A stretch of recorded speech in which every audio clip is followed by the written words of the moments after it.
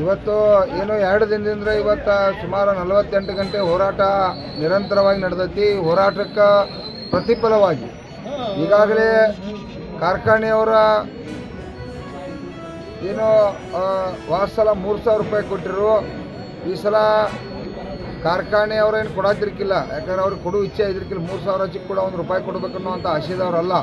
ಇವತ್ತೇನು ಕರ್ನಾಟಕ ರಾಜ್ಯ ರೈತ ಸಂಘ ಗುರ್ಲಾಪುರ ಇರಲಿ, ಇವತ್ತಲ್ಲಿ ನಮ್ಮ ಹಾರುಗಿರಿ ಕ್ರಾಸ್ ಇರಲಿ, DC ಆಫೀಸ್ ಇರಲಿ, ಇವೆಲ್ಲ ಪ್ರಯತ್ನದಿಂದ ನಿರಂತರ ಏನು 15 ದಿವಸ 20 ದಿವಸ ಪ್ರಯತ್ನ ಮಾಡೋದೈತಿ. ಆ ಪ್ರಯತ್ನದಿಂದ ಇವತ್ತು ಒಂದು 3,100 ರೂಪಾಯಿ 10.25 ರಿಕವರಿಗೆ, ಮತ್ತು ಸರಾಸರಿ ನಮ್ಮ ಜಿಲ್ಲೆ ಒಳಗೆ 11.5 ರಿಕವರಿ ಹೆಚ್ಚು ಕಡಿಮೆ ಐತಿ. ಸರಾಸರಿ 3,200 ರೂಪಾಯಿ ಇಲ್ಲಿವರೆಗೆ ಇವತ್ತು ಹೋರಾಟ ಪರದಿಂದ ಬಂದಿದೆ. ಆದರೂ ಕೂಡ ತೃಪ್ತಿ ಇಲ್ಲ. ಅದು ನಾವು ಯಾರೂ ಕೂಡ ರೈತರು ಇವತ್ತು ಒಪ್ಪಿಕೊಳ್ಳಿಲ್ಲ. ಇಲ್ಲಿ ಜಿಲ್ಲಾಧಿಕಾರಿ ಅವರು ವಿಶೇಷವಾಗಿ ಯಾಕೆ ಪಾತ್ರ ಒಂದು ರಾಜ್ಯದಾಗ ಯಾರೂ ಕೂಡ ಜಿಲ್ಲಾಧಿಕಾರಿ ಈ FRP ಹೊರತುಪಡಿಸಿ ಕಾಳಜಿ ವಹಿಸಲಿಲ್ಲ. ಆದರೂ ರೈತರ ಕಷ್ಟದಾಗ ಅದಾರ ಅಂತೇಳಿ ಈ ಹೋರಾಟಕ್ಕೆ ಮಣಿದು ತಾವು ಅದನ್ನು ಕಾಳಜಿ ಮಾಡಿ ಅದನ್ನು ಹೆಚ್ಚು ಮಾಡ್ಯಾರ. ಅದಕ್ಕೆ ನಾವು ಅವರಿಗೆ ಜಿಲ್ಲಾಧಿಕಾರಿ ಅವ್ರಿಗೆ ಇರೋದಿಲ್ಲ, ಕಾರ್ಖಾನೆ ಮಾಲೀಕರಿಗೆ ಹೇಳ್ತು. ಕಾರ್ಖಾನೆ ಮಾಲೀಕರಿಗೆ ಕೊಡ್ತಕ್ಕಂಥ ಇದು ರೇಟ್ ಅಲ್ಲ.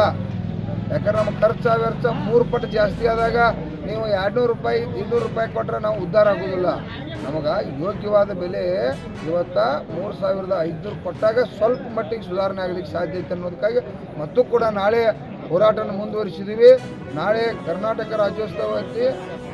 ಅದಕ್ಕಾಗಿ ನಾಳೆ ಲಕ್ಷಾಂತರ ಜನ ಇವತ್ತು ರೈತರು ಎಲ್ಲ ಕನ್ನಡ ಪರ ಸಂಘಟನೆಗಳು ಕೂಡ ಎಲ್ಲರೂ ಕೂಡಿ ಇದೊಂದು ವಿಜೃಂಭಣೆ ಉತ್ಸವವನ್ನು ಇಲ್ಲಿ ನಾವು ಗುರ್ಲಾಪುರ ಸರ್ಕಲ್ದಲ್ಲಿ ಮಾಡಬೇಕಂತೇಳಿ ಈಗಾಗಲೇ ನಾವು ನಿರ್ಣಯ ಮಾಡಿದ್ದೀವಿ.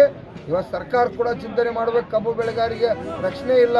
ಇವತ್ತು ರಸ್ತೆ ಮೇಲೆ ಕರ್ನಾಟಕ ರಾಜ್ಯೋತ್ಸವವನ್ನು ಕೂಡ ಆಚರಣೆ ಮಾಡಿರೋಂಥ ಕಾರ್ಖಾನೆ ಮಾಲೀಕರು ನೋಡಬೇಕು, ಸರ್ಕಾರ ನೋಡ್ಬೇಕಂತೇಳಿ ದಯವಿಟ್ಟು ಕಬ್ಬು ಬೆಳೆಗಾರರಲ್ಲಿ ಇಡೀ ನಮ್ಮ ಬೆಳಗಾವಿ, ಬಾಗಲಕೋಟೆ, ಬಿಜಾಪುರ ಏನು ಇವತ್ತೆಲ್ಲ ತಾಲೂಕುಗಳು ಬರ್ತಾವೆ, ಎಲ್ಲ ಕಬ್ಬು ಬೆಳೆಗಾರರಲ್ಲಿ ಕೈ ಮುಗಿದು ವಿನಂತಿಯನ್ನು ಮಾಡ್ತಾ ಇದ್ದೀನಿ.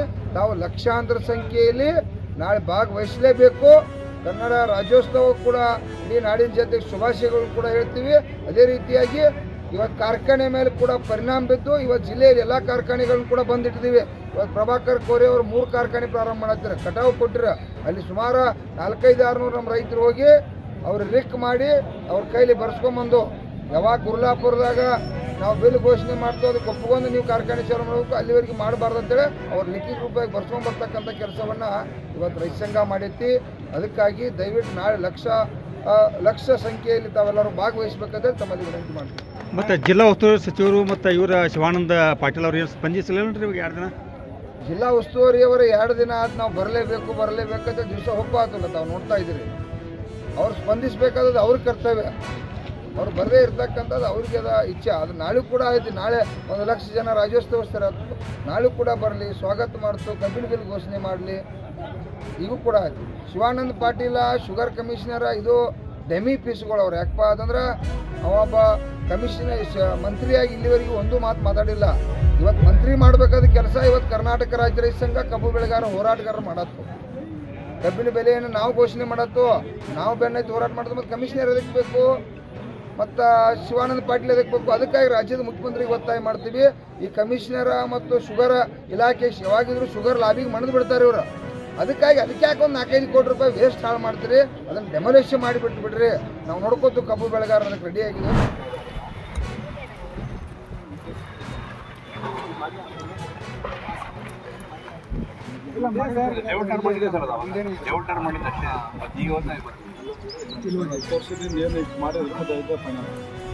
ಸ್ಮಾರ್ಟ್ ಸಿಟಿಯಲ್ಲಿ ಅದೇ ರಸ್ತೆ ರೋಡ್ ಆಗಿತ್ತು.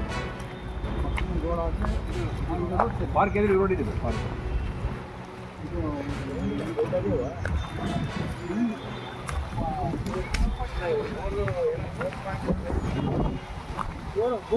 ಮುಂಬೈ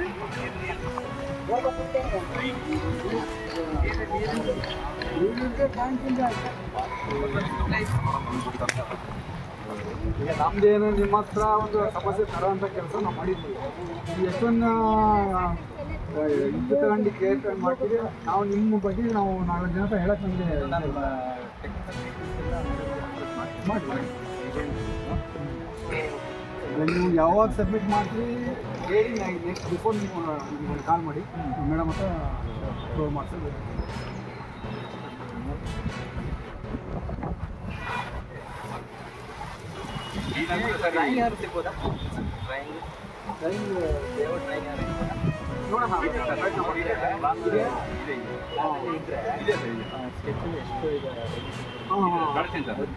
ನಂಬರ್ ಕೊಟ್ಟು ನಾನು ನಿಮಗೆ